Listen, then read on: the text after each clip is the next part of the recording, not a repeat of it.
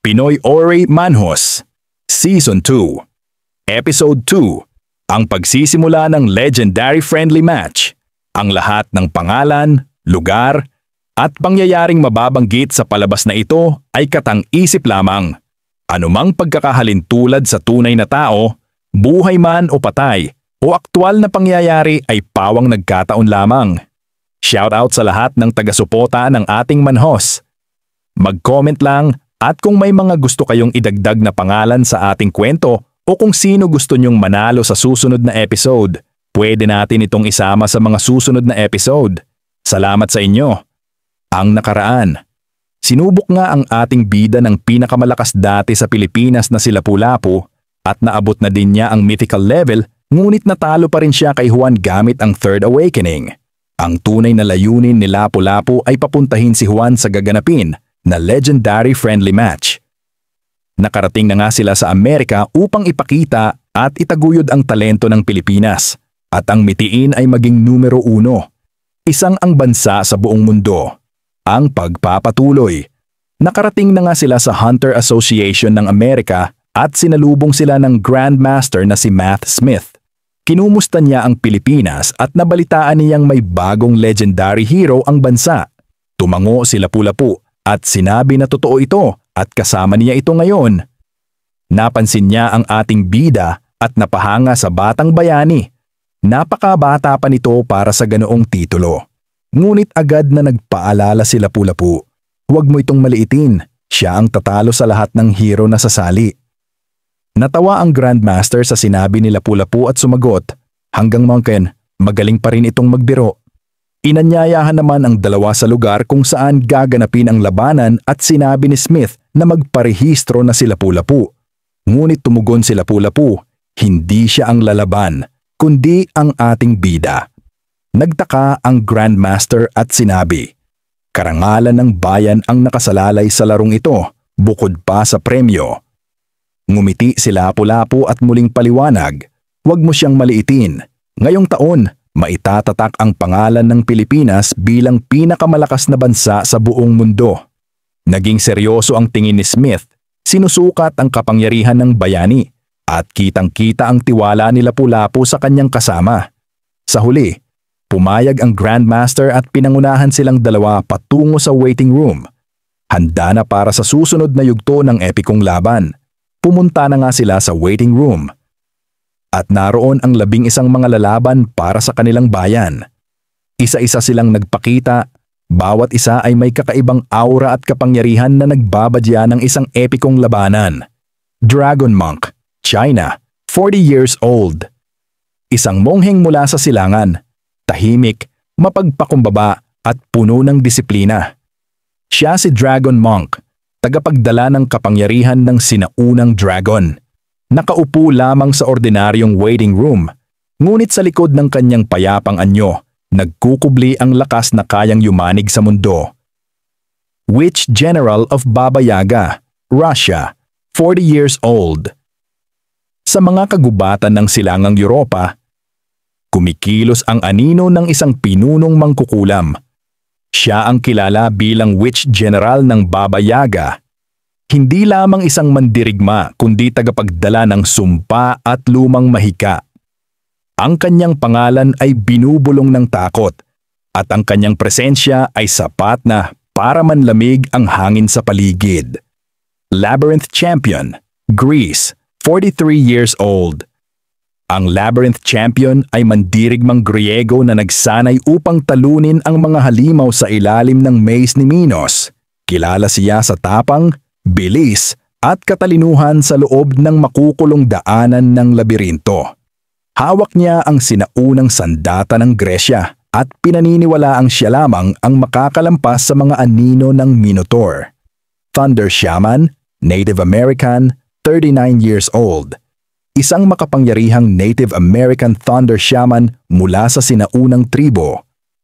Tagapagdala ng kulog at kidlat, may koneksyon sa kalikasan at espiritu ng bagyo. Ang kanyang presensya ay nakaka-intimidate at ramdam ang bigat ng kapangyarihan ng kalangitan sa bawat galaw niya. Kraken Hunter, Iceland, 40 years old. isang mandirigmang bihasa sa pakikipaglaban sa dagat, nakilala bilang manghuhuli ng halimaw na kraken. Matatag ang tindig, dala ang bigat ng karanasan sa bawat sugat at galos sa kanyang katawan. Kali's disciple, India, 38 years old, isang alagad ng Diyosang si Kali, tagapagdala ng dilim at galit laban sa kanyang mga kaaway. Ang kanyang mga mata ay nagliliyab ng apoy ng pananampalataya at bawat galaw ay tila dasal at sumpa na magkasabay. Jaguar Knight, Aztec, Mexico, 40 years old. Isang mandirigmang Aztec, bantog dahil sa kanyang tapang at koneksyon sa espiritu ng jaguar. Ang kanyang lakas ay nakaugat sa kalikasan at sa mga Diyos ng digmaan. Handa siyang ipagtanggol ang dangal ng kanyang bayan sa bawat laban. Priest of Anubis, Egypt. Isang pari na naglilingkod kay Anubis, Diyos ng kamatayan at mummification. Kilala bilang tagapangalaga ng mga ritual sa libingan at gabay ng mga kaluluwa patungo sa kabilang buhay. Ang kanyang presensya ay mistika at ang katahimikan sa paligid niya ay tila nagdadala ng bigat ng sinaunang Ehipto. Berserker of Fenrir, Norway, 43 years old. Isang mabangis na mandirigmang Norse na sumasamba kay Fenrir, ang dambuhalang lobo. Pinaniniwala ang nagmumula sa espiritu ng halimaw ang kanyang lakas, kaya't nagiging halos kasing bangis niya ang lobo sa bawat laban. Samurai of the Eight Blades, Japan, 46 years old. Isang maalamat na mandirigmang Hapon, bihasa sa paggamit ng 8 espada, simbolo ng walang kapantay na bilis at disiplina. Sa bawat galaw niya, tila kasabay ng ihip ng hangin ang paghiwa ng kanyang mga sandata, handa para sa kahilit anong hamon. Warlock Armor, USA, 45 years old. Si Warlock Armor, isang 45 taong gulang na mandirigmang matipuno at muscular, ay tinuturing na pinakamalakas sa buong mundo sa loob ng 11 taon. Pinagsama niya ang makabagong teknolohiya at sinaunang mahika upang lumikha ng armor na hindi lamang proteksyon kundi simbolo ng kanyang kapangyarihan. Kahit nakaupo lamang sa ordinaryong waiting room, ramdam ang presensya niya. Ang mga runes sa kanyang baluti ay kumikislap, ang pulang mata sa helmet ay nagliliyab, at bawat galaw ay nagbabadya ng hindi matatawarang lakas at misteryo. Ang mundo ay nakatitig sa kanya bilang mandirigmang walang kapantay, mystical, at tunay na hari ng labanan. Lumabas na nga ang mga unang maglalaban sa unang round, at bawat titig at aura ay nagbabadya ng labanan na tatatak sa kasaysayan. Warlock Armor, USA, laban sa Labyrinth Champion, Greece. Berserker of Fenrir, Norway, laban sa Kali's Disciple, India. Samurai of the Eight Blades, Japan, laban sa Thunder Shaman, Native American. Witch General of Baba Yaga, Russia, Slavic, laban sa Kraken Hunter, Iceland, Scandinavia. Jaguar Knight, Mexico, Aztec, laban sa Priest of Anubis, Egypt. Juan, Philippines, laban sa Dragon Monk, China. Makikita sa arena ang napakaraming nanonood, patunay na buong mundo ang nakatutok at nag-aabang sa kaganapang ito. Isa-isa rin silang ipinakilala. Bawat pangalan ay bumabalot sa kanila ng karangalan at misteryo. Ngunit ngayon, sisimulan na ang unang laban. Sa arena, nakaharap ang Warlock Armor at ang Labyrinth Champion. Makikita ang ngiti ni Labyrinth Champion, puno ng kumpiyansa at paniniwalang aagawin niya ang titulo bilang pinakamalakas na bayani sa buong mundo. Sa kabilang panig, nakatingin lamang si Warlock Armor, walang imik, walang ekspresyon. Ang presensya niya ay tila nagpapakaba sa hangin sa paligid. Biglang nag-activate ang lugar at tila nagbago ang mundo sa kanilang paligid.